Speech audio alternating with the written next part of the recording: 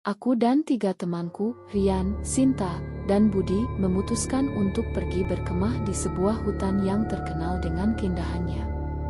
Hutan itu berada jauh dari pemukiman dan jarang dikunjungi orang.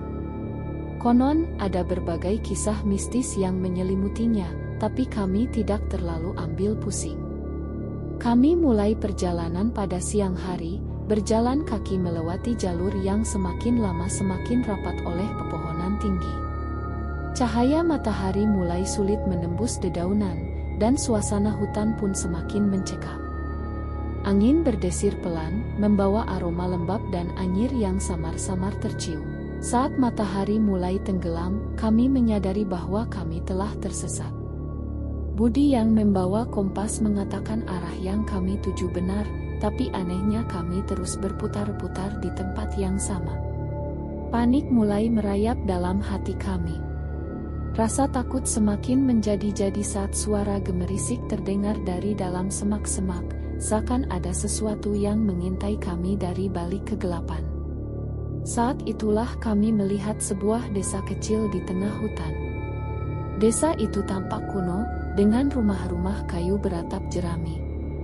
Anehnya, desa itu terlihat begitu sepi.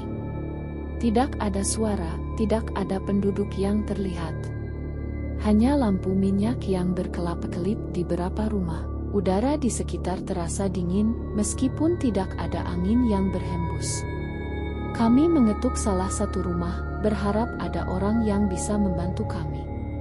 Pintu terbuka dengan suara berderit yang menusuk telinga. Seorang wanita tua berdiri di sana. Wajahnya pucat, matanya cekung, tapi ia tersenyum ramah. Tangannya tampak kurus dan urat-uratnya mencuat jelas. "Kalian tersesat?" tanyanya dengan suara parau. Kami mengangguk, dan ia mempersilakan kami masuk.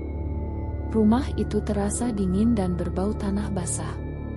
Di dalamnya ada beberapa kursi kayu tua dan sebuah meja yang dipenuhi lilin-lilin kecil. Di sudut ruangan, ada sebuah patung kayu berbentuk aneh, menyerupai sosok manusia dengan mata kosong dan mulut menganga. Kami duduk, mencoba menenangkan diri. Wanita itu menawarkan teh hangat. Aku ragu, tapi Sinta dan Budi meminumnya. Rian menatapku, matanya penuh ketidaknyamanan. Aku pun mengikuti naluri dan menolak minuman itu. Saat itu, aku merasa ada sesuatu yang mengawasi kami dari kegelapan rumah. Tak lama, Sinta dan Budi mulai mengeluh pusing. Mata mereka terlihat sayu, dan tubuh mereka mulai lemas. Aku dan Rian panik. Napas Sinta terdengar berat, sementara Budi mulai bergumam kata-kata yang tak kami mengerti. "Ada yang aneh di sini, kita harus pergi," bisik Rian. Wanita tua itu hanya tersenyum, matanya berubah hitam pekat. Ia tertawa pelan, dan dari belakang rumah, terdengar suara langkah-langkah berat.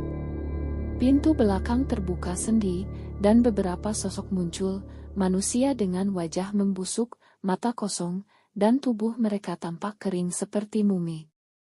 Beberapa dari mereka memiliki luka menganga di wajah, mengeluarkan suara lirih seperti bisikan kematian. Aku menjerit, menarik tangan Rian dan mencoba membangunkan Sinta serta Budi. Namun tubuh mereka sudah lemas tak berdaya. Sosok-sosok itu mendekat, mengeluarkan suara rintihan menyayat. Bau busuk mulai menyengat, menusuk hidung.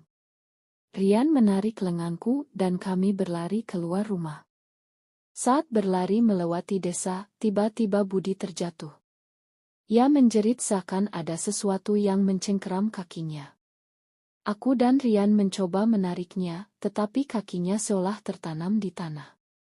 Dari bawah, tangan-tangan hitam muncul, menarik tubuhnya dengan paksa. Jeritannya menggema di seluruh desa sebelum tubuhnya menghilang ke dalam tanah. Aku dan Rian tak bisa berbuat apa-apa selain melanjutkan pelarian. Sinta yang masih setengah sadar tiba-tiba tersentak dan meronta, matanya membelalak penuh ketakutan. Ia meracau, mengatakan bahwa Budi memanggilnya dari bawah tanah. Tak lama tubuhnya terangkat sendiri ke udara, seolah ada sesuatu yang tak kasat mata menariknya ke atas. Kami mencoba meraih tangannya, tapi hanya dalam hitungan detik, tubuhnya terpuntir dengan suara tulang patah yang mengerikan, lalu jatuh dengan mata kosong menatap langit. Desa yang tadi tampak nyata kini berubah. Rumah-rumahnya mulai membusuk, atap-atapnya runtuh, dan tanahnya penuh dengan tulang belulang manusia. Jalan yang kami lalui terasa lebih panjang, dengan bayangan hitam yang berkelebat di antara pepohonan. Aku dan Rian terus berlari, menembus hutan tanpa melihat ke belakang. Suara rintihan dan langkah kaki mengejar kami. Aku tidak tahu berapa lama kami berlari, tapi tiba-tiba kami kembali ke jalan setapak yang kami kenali. Hutan terasa berbeda, udara lebih segar, suara binatang malam terdengar. Saat menoleh ke belakang, desa itu telah lenyap, seakan tidak pernah ada. Kami segera mencari bantuan dan kembali dengan tim penyelamat. Anehnya, mereka tidak menemukan jejak desa yang kami ceritakan. Jasad Sinta ditemukan dalam kondisi mengenaskan, tetapi tak ada tanda-tanda budi. Hanya jejak kaki yang berakhir di lubang tanah menganga, yang segera tertutup sendiri saat kami menemukannya. Namun, malam-malam berikutnya, sesuatu yang ganjil terjadi. Rian sering berbicara sendiri dalam bahasa yang tidak kami mengerti, sementara aku mulai mengalami mimpi buruk tentang Budi dan Sinta. Kadang-kadang, aku terbangun dengan tubuh penuh luka goresan, seolah sesuatu mencoba mencengkeramku dalam tidur. Setiap malam, suara langkah kaki terdengar di sekitar rumah, dan bisikan-bisikan lirih menggema di telinga kami.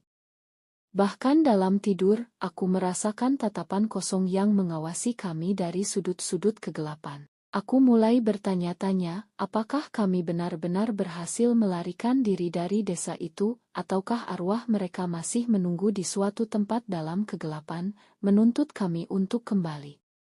Satu hal yang pasti, aku tidak akan pernah kembali ke hutan itu lagi.